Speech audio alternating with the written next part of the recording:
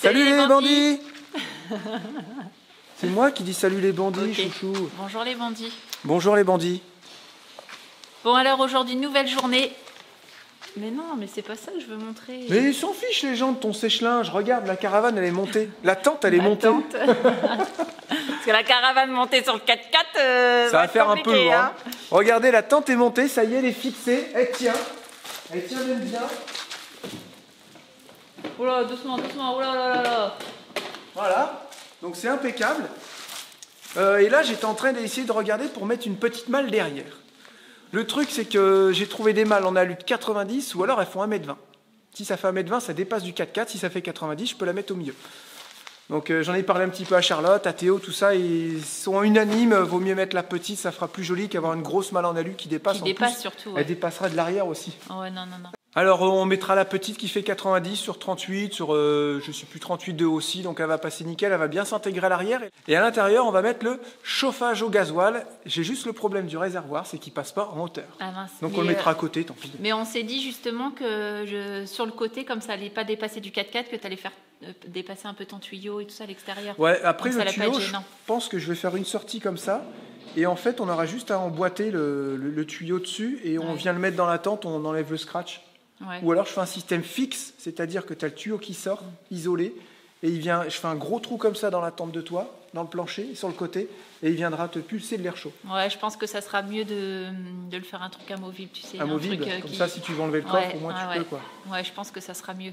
Ouais. Et c'est pas le trou de la tente, si tu ouvres pas le scratch, l'air froid qui va passer. Ah bah non, puis de toute façon, il faut aérer, de toute façon, pour pas qu'il y ait d'humidité. Non, je pense qu'il vaut mieux faire un système comme ça, parce que si ça va pas ton système, ça va être un trou dedans. Quoi. Tu vas être comme un coin avec ton trou dedans. Quoi. Ouais, c'est pas faux.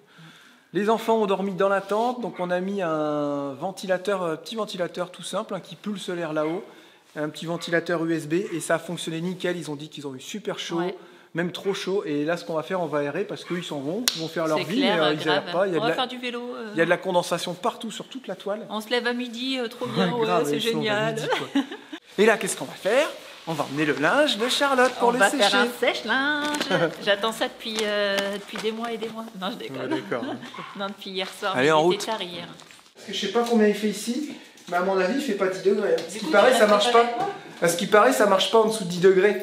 Donc ça se trouve, on va être obligé de chauffer la pièce pour que le sèche-linge puisse fonctionner. Oui, mais c'est le temps qu'on n'y habite pas trop. Ouais, voilà, c'est ce qu'on s'est dit. Après. Ça tourne pas ça. Oh putain. Non. Il doit être fixé, non? On va lui mettre un petit chauffage, mais on va pas chauffer à 23 degrés. Hein. Si on monte à 10 degrés, on va un petit peu hors gel, quoi. Ouais. On va voir, ça se trouve, il va fonctionner, la chouchou. Oh, il y a une lumière! Il y a une lumière, c'est trop excellent. Ah oui, je peux mettre ça aussi. Donc là, comme je vous ai dit hier, on a pris vraiment le plus gros tambour. Et comme ça, ma machine, j'en fais une quand même aux 3/4 et ça me permet de faire un sèche-linge complet, quoi.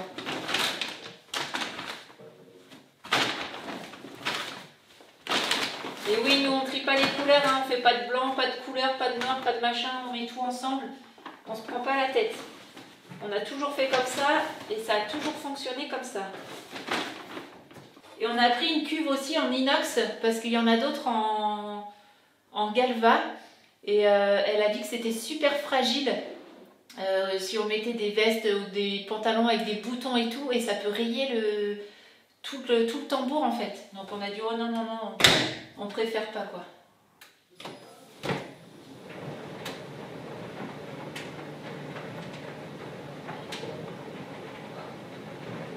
Bon, bah, la lumière s'est éteinte.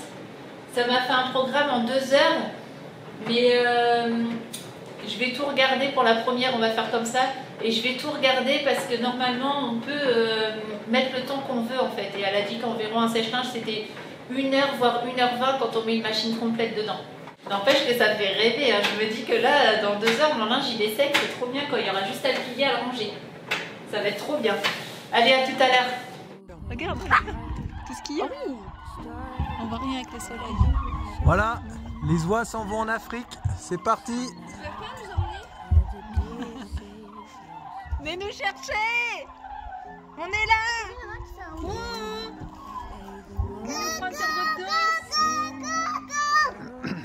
Ah, je suis super content. Si je dis pas de bêtises, normalement, ça signe l'arrivée de l'hiver et ça veut dire que il va cailler. Oui, il va faire froid. Et les oies, normalement, si je dis pas de bêtises, elles s'en vont en Afrique. Et tout à l'heure, je disais aux filles, en fait, elles s'en vont en Afrique et ça consomme rien une oie. Non, mais c'est hyper écolo. Et du coup, je me posais la question, je sais plus si elles font une pause ou pas. Ou si elles y vont d'une traite. Ah, je sais plus. Est-ce qu'elles volent nuit et jour? Enfin bref. Bah là, dans peu de temps, c'est arrivé. Non, mais c'est un truc de dingue. Et en fait, je me disais, est-ce qu'il y a... Ouais, super. Excuse. Non, mais... Et en fait, je me disais, c'est en parfaite symbiose. C'est en parfaite symbiose avec la nature. Ouais, je sais, j'ai des grands cheveux. Et je me disais, est-ce qu'il y a un animal qui fait du mal à la nature? Est-ce que ça existe? J'ai dit un animal. Bah l'homme. Non, j'ai dit un animal, à part l'homme. L'homme, ça détruit la nature, ça on le sait. Mais est-ce qu'il y a des animaux Les taureaux qui naturellement sont néfastes à la nature, lui font du mal ou la polluent, tout ça? Voilà, je me posais cette question tout à l'heure en voyant ces oies voler. Et on n'arrête pas d'en voir depuis tout à l'heure, c'est trop beau, on les entend. Ah, elles sont en train de dire salut, nous on se casse en Afrique, on s'en fout des Covid. Ouais, j'allais te dire, les frontières sont ouvertes. Ah là là, vous avez trop de chance. Grave. Tout ça en mangeant quoi? Ça mange quoi une oie? Tout ça en mangeant des granulés, de l'herbe, enfin je sais pas, une oie sauvage, ça mange du végétal quoi. Vous imaginez? Bah, tout ce qu'elles vont trouver sur leur La puissance quoi. dans le ciel. C'est beau. Moi je trouve ça magnifique. Moi je me vois à côté, je me sens un être inférieur. Sérieux, l'être supérieur c'est pas l'homme, c'est les animaux. Moi je vous le dis, ils ont tout compris. Bon, bah nous voilà dans Sergent. Voilà, C'est cool. avec la tente de toit par-dessus. Ouais. Et on va faire un petit tour, voir si ça va bien. On va faire les courses et puis il faut que je trouve un cric roulant parce que j'en ai pas et j'ai qu'un cric bouteille qui est sous le bus. Et voilà, il faut bien commencer à s'équiper en outils d'atelier. Ça fait un peu des achats, mais bon là, il n'y a pas mais le là, choix. ton Je vais pas cric, lever avec le cric du 4x4. Non, mais quoi. ton cric déjà du bus, Ah non, le cric du bus, j'avais est essayé mort. de le réparer. Pff, il y a tout l'huile qui a coulé de partout. C'était Il est dégueulasse. mort. Il est mort. Il meurt. je peux aller faire les courses avec mon chapeau. Donc, si tu veux, Vous aimez bien? Bah quoi, faut que c'est je me Noël. rase les cheveux, moi. J'ai vraiment Grave, une sale tête. si avec ça. Et on va voir, j'ai gonflé un petit peu les pneus, je me suis mis à 2,8 devant, 2,8 derrière. Et on va voir. Hein. 2,8 Ça fait partout, peur. quoi. Je regarde si c'est bien fixé, c'est bon.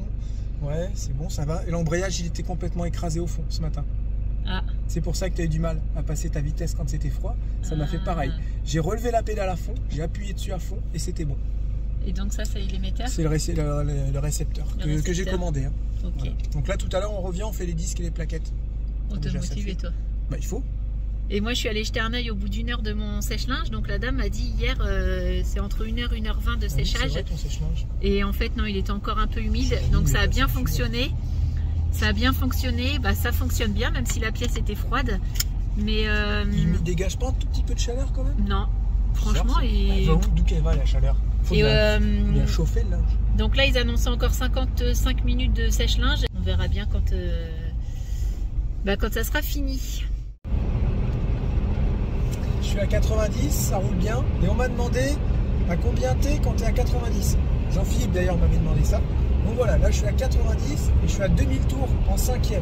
Je pensais que j'étais vraiment en dessous. C'est pas du tout le même comportement avec et sans la caravane. Ah bah ouais. Après j'ai gonflé plus. Est-ce que ça y fait? J'en sais rien. Bah, je pense que c'est plutôt quoi que tu tires derrière. Ouais, mais ils étaient assez dégonflés aussi. Ouais. J'avais pas regonflé. Et si je suis en 4e à 90 comme je suis avec la caravane, je suis là. Ouais, 2500 tours en 4e et 2000 tours en 5e. Donc ce qui vaut mieux que je continue à rouler en 4e quand je suis avec la caravane, quand il y a pas mal de petites routes de campagne. Ouais, et je sur les pense, longues routes, 5e, j'arrive à le tenir. On m'a parlé de reprogrammation moteur, de boîtier additionnel, je sais pas, je vais voir. Moi, pour moi, je serais plus à faire une reprog qu'un boîtier, je préfère. Ouais, je suis une reprog. Mais bah non, mais c'est mieux les reprog. On en a déjà fait sur nos voitures d'avant, c'est toujours mieux que les boîtiers. Mais tu peux pas revenir en arrière, c'est compliqué. Le boîtier, c'est vrai que tu l'enlèves, tu le remets. Ils sont peut-être plus évolués qu'avant aussi. On va réfléchir à tout ça, voilà. Donc 90, 2000 tours en 5e et 2500 on est tours bien, là. en 4e. Non, on est bien, ouais. Là, je suis à peine 80, je suis en dessous, je suis à 1800 tours, je suis à 85. Ça roule bien, il n'y a pas de bruit au niveau de la tente. Il est toujours là. Ça va, écoutez, ça roule bien. Bon, on s'est arrêté au magasin de voitures. Est-ce qu'on peut y aller, chouchou? Et là, comme par hasard, mais regarde, chouchou. Non. Comme par hasard, on tombe sur le rêve de Jérémy. Je vous montre ça. C'est quoi? Une GTR, c'est ça? Ah, vous savez ce qu'il a sur son fond d'écran? Et là, comme par hasard, on se gare juste à côté. Il était comme un dingue. Le gars, il dit, vous pouvez rentrer dedans si vous voulez. Non, mais vous pouvez nous la donner si tu veux aussi. Il a dit, moi aussi, c'est mon rêve. Il a réalisé son rêve, mais il a bien raison. Aïe, il a réalisé son rêve. Et c'est génial, quoi, de réaliser ses rêves. Non? Moi, je veux la noire avec les jantes couleur or. C'est précis. Ok, bon, bah, faut y aller. Imagine doré, ça fait déjà 480 chevaux, un truc comme ça. Ouais, trop bien. Le Allez, petit à tout modèle. à l'heure. Allez, à tout à l'heure. Voilà, il est temps de démonter la roue. J'ai décidé de faire les disques aujourd'hui, tranquille. On va commencer, là on est en fin de journée, on va commencer là et on finira demain matin, gentiment. On va voir déjà la tronche qu'ils ont, parce que là le freinage c'est pas ça du tout, ça fait vouf, vouf, vouf, vouf, vouf. Donc à moins que ce soit un mauvais équilibrage, je pense pas, parce que déjà ils sont pas équilibrés. Et sur la route ça vibre pas, c'est vraiment que quand on freine, ça vraiment disque voilé, quoi. On dirait vraiment un disque voilé. Comme j'ai expliqué dans la dernière vidéo, j'ai acheté des plaquettes et des disques vraiment à pas cher. On verra ce que ça vaut, c'est Ridex. J'en ai eu pour 70 balles. Disque et plaquettes. Alors autant vous dire que c'est pas du tout la même taille que sur le bus. Hein. Voilà, là il y a les 4. On va changer ça et le temps nous dira si c'est de la crotte ou pas. Tout simplement. Je vais commencer par débloquer mes écrous.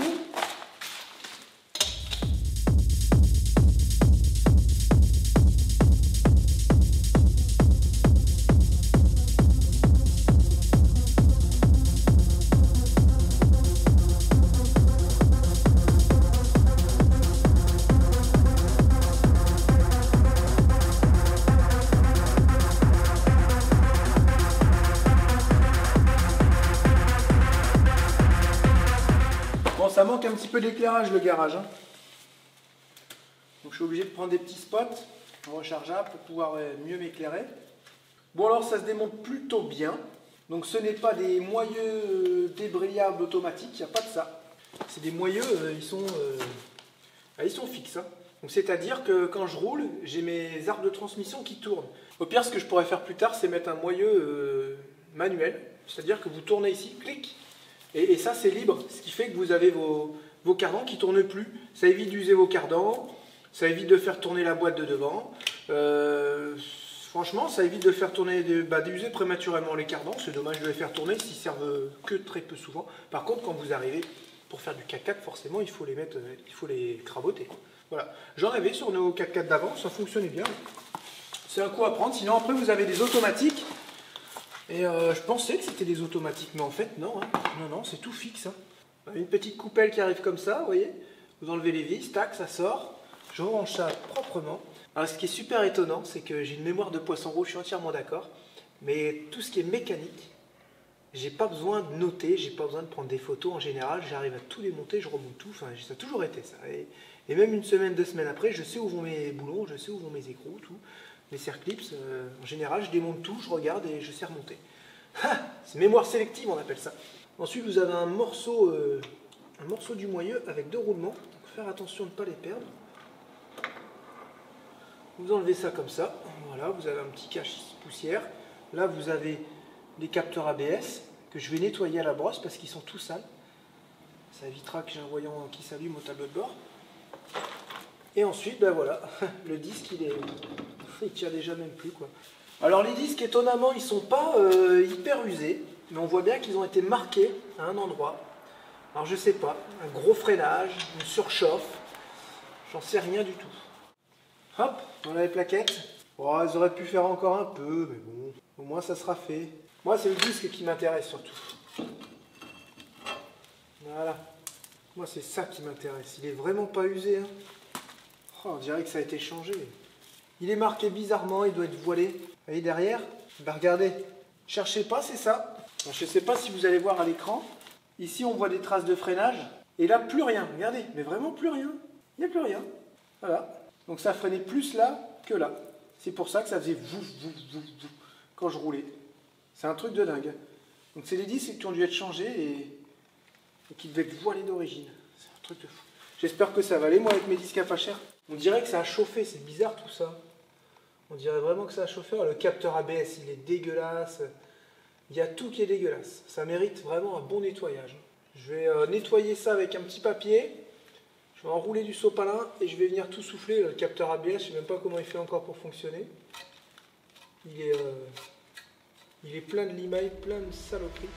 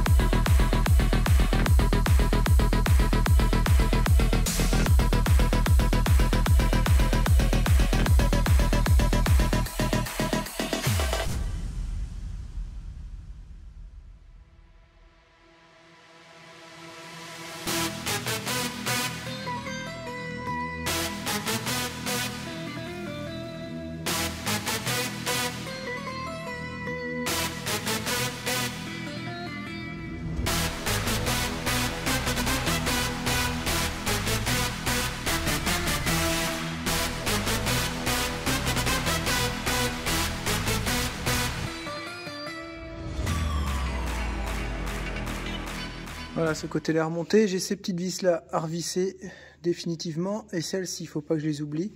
Là, ce qu'on va faire avant avec Charlotte, on va purger. Et quand ça sera purgé, elle va serrer la mâchoire de frein. Comme ça, je pourrai revisser mes écrous.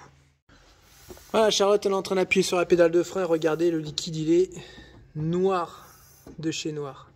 Donc, on va le vider entièrement. Et puis, on va remettre du neuf. On va lever les bulles d'air, tout ça. Parce que là, c'est... Voilà. On n'était plus à ça près, quoi. Hein. Ah bah oui, ça.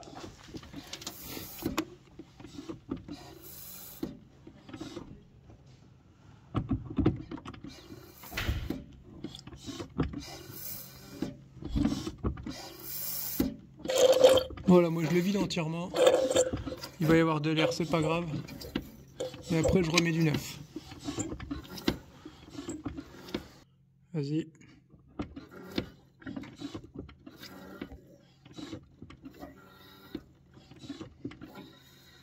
Alors moi ce que je fais, hein, c'est comme ça que je fais. J'ai toujours fait comme ça et ça marche super bien. Vas-y Charlotte, appuie sur la pédale. Moins vite. Vous entendez? Et quand elle est dans sa course, là elle remonte. Et là elle est dans sa course, hop, je bloque. Voilà, normalement ta pédale elle s'est bloquée là. Ouais, voilà. Donc là celui-là c'est bon, il est purgé. On va les manger, tiens. Et là, un truc que je voulais faire depuis des années, je vais laisser tous mes outils traîner par terre. Ah ouais, c'est trop bien, j'ai pas besoin de les ranger. Demain, je déporte tout ça à gauche, on fait celui de gauche. Je sais comment ça se démonte et ça se monte, donc je vais aller beaucoup plus vite. Demain matin, c'est fini. Donc voilà. Tu feras celui de droite. Ouais, celui de droite, j'ai dit celui de gauche, je m'ai trompé. Quand le triangle il est en bas, on a l'amortisseur qui touche sur le triangle du haut. Ça, c'est moyen. C'est vraiment moyen. Ouais, je sais pas s'il y a une butée. On dirait que je touche la butée là. Bah oui, pourtant je touche la butée, donc ça pourra pas aller plus bas en fait. Il y a une genre de butée, d'accord. Ouais, ça c'est moyen quand même. Hein. Donc ça c'est bon, c'est serré. J'ai serré tout ça quand j'étais avec toi. Je peux remettre mon petit capuchon.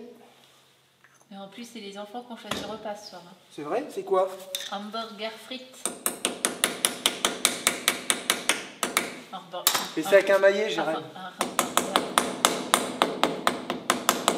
Bah, je vais remonter la roue, puis on se retrouve dans le car tout à l'heure. Hein. Comme d'hab, les bandits. Vous connaissez la musique, vous connaissez la chanson?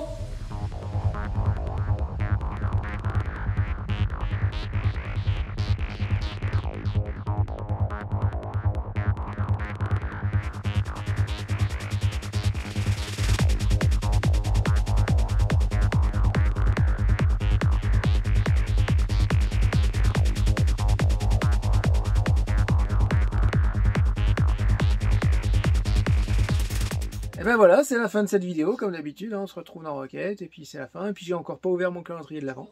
C'est une fin de vidéo qui pue le gasoil. Ah ouais, je vous ai pas montré, normalement on avait fini tout à l'heure, et j'ai dit tiens, je vais regarder où est-ce qu'il est mon filtre à gasoil. Et là je regarde, j'y ai là, oh, ça va, franchement, nickel. Je vais essayer de le dévisser, j'essaie de le dévisser à la main, il est pas venu. Je prends une petite clé à filtre, vous savez qu'on serre là, avec le petit feuillet en métal.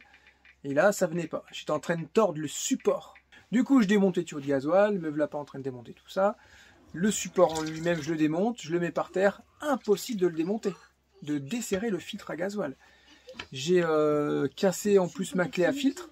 J'ai mis des photos sur TikTok et sur Insta. Si vous avez vu. Et j'ai fini par planter un gros tournevis cruciforme dedans. Ensuite, j'ai mis 2 vis dans le support. Dans les trous de support. Et je suis venu les coincer sous un démonte-pneu et j'ai écrasé le démonte-pneu en levant le 4x4 et en redescendant le 4x4 avec la roue. J'ai écrasé le démonte-pneu pour faire comme un étau parce que mon étau, je l'ai oublié, je m'en merde. Voilà.